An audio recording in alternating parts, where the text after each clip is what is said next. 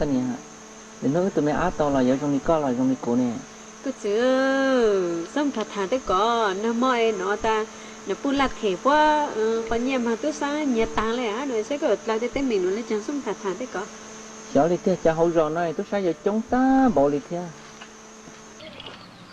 cái này ư cho nha nhớ cái hộp la nữa đồ lô hô nữa bây giờ cháu là nhót tan cho hậu cho nha cháu cú cho nha cho chị nhót tan cho hậu tụi tôi giờ chỉ cú nha là giờ mua tôi sáng tôi này con nhân trong ế luôn đấy kia cả tao á tôi chỉ có hắn chưa có nè cái này nè có một hai nữa nó tôi lăng thế tôi lăng cái là cũng lăng cái thằng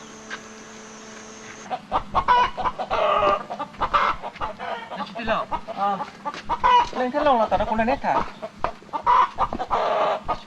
chỉ nó không vào mà tôi sát trong thao vậy nè cái ta thì chỉ nhân đồ mà cho lý tôi sát nó ư kiếm mà cú ra thì cho nhia cho cái cho nhia nhóc cho phải lúc hú phải sát nữa nè ít tiền là lòng không có lần thấy tôi luôn nè từ mòn non đấy ó thực cứ nên ba cái tên gì của tôi sát nữa nè đi kia mà chị ó nhìn thấy bốn lò ó nè nên po là mà ó nhìn đây nè cho tôi sát lâu là nhập khẩu tôi sát thế nè rồi đi ó tụi ta cũng bỏ mà nhìn bạc cỡ nữa xưa đó nhìn đó à ó lên đó mà rồi xếp với nhau ó nhìn nữa nè nó lên đó kia mà nó lên ba của bên để của tao ó lên nó thế nào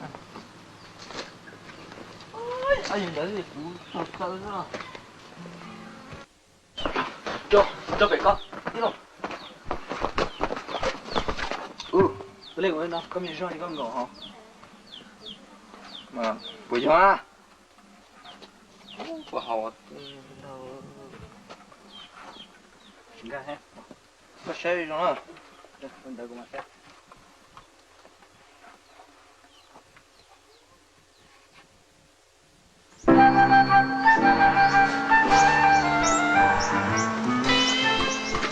nhưng mà cỡ món nó rồi chạy y nhà của tao sẽ không nhà từ giờ đi không nhà tiền phụ nhau đi nha nhiều à chạy tới ba cứ chuẩn bị ba cái anh này này con bay con này à không nhà lù này tụi này lù à lú đi chả là tụi nó thấy một nói chả lú na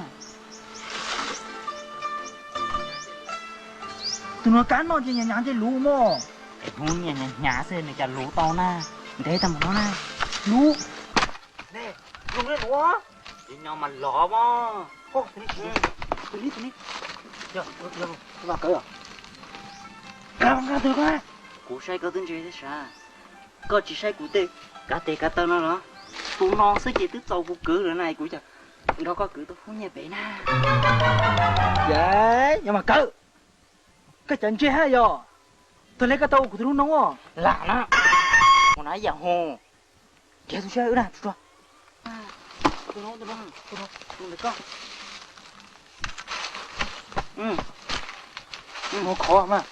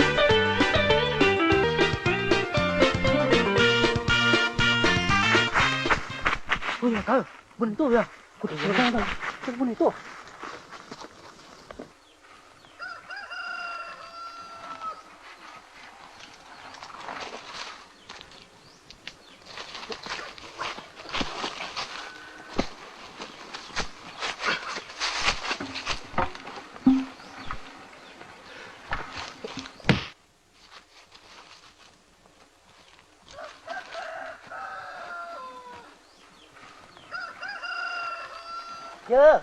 Tao cái là chúng tính nữa. Chúng muốn tôi à? Đây là chúng nâng đi à. Cái chua trái kia lấy cô. Chú này tôi là mà cỡ. Nhưng mà cứ luôn đây, xuống đây à?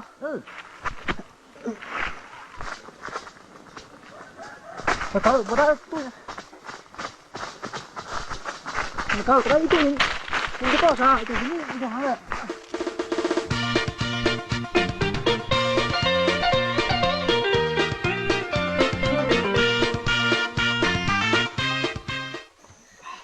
Chủ đó. Chủ đây là. Tao sẽ chế được nó mà.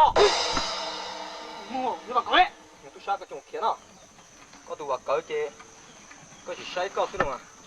Có chạy chừng luôn mà này coi tự nhiên tôi sao là.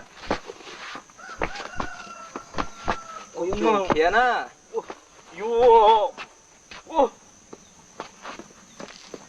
Trồng kia nè. Kéo nó có thể ra. Là nên chỉ đi đó. Phải cỡ. Ủa cha sai rồi hả? Mấy ông chơi môn rồi hả? Nu nữa mấy tôn trả cho tù nè. Mấy giờ bao giờ mình chỉ chủ nè. Mấy tù là tạt nè. Phải cỡ. Số cái lỗ cái chơi ít bổ sung cho xí hả? Ủa kìa. Có tù lúc hả? Tù mấy tù. Tù luôn đấy. Đó. Tù lúc nữa. Tù nó có bù đâu. Tôi chơi chứ. Có bù nó tù đâu. Khó lắm à. Nu nào đấy. Tôi chơi. Có mới đã chín rồi. Nó cắm vào chuột. Nó ngồi chuột rồi. Chờ lo.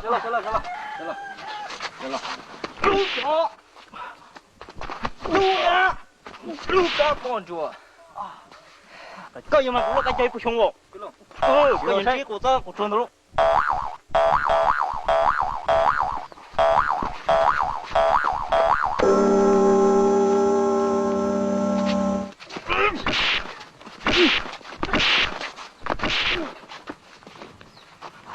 Sợ xe nè, tôi san nữa nè. Con anh đi một chút. Đi đâu? Biết tôi sao? Để tôi sao? Để tôi sao đó. Đó nhìn nó thế. Anh tôi sao nó thế?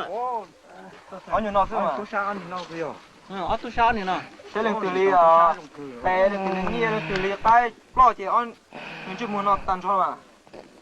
Biết sao không bây giờ mới mà.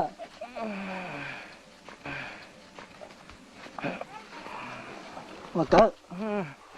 Muốn chá là chơi. Chỉ phụ tôi tôi phụ. Là. Vậy, gần chơi. Sao mà anh nó Muốn chá là cái đó. Vô.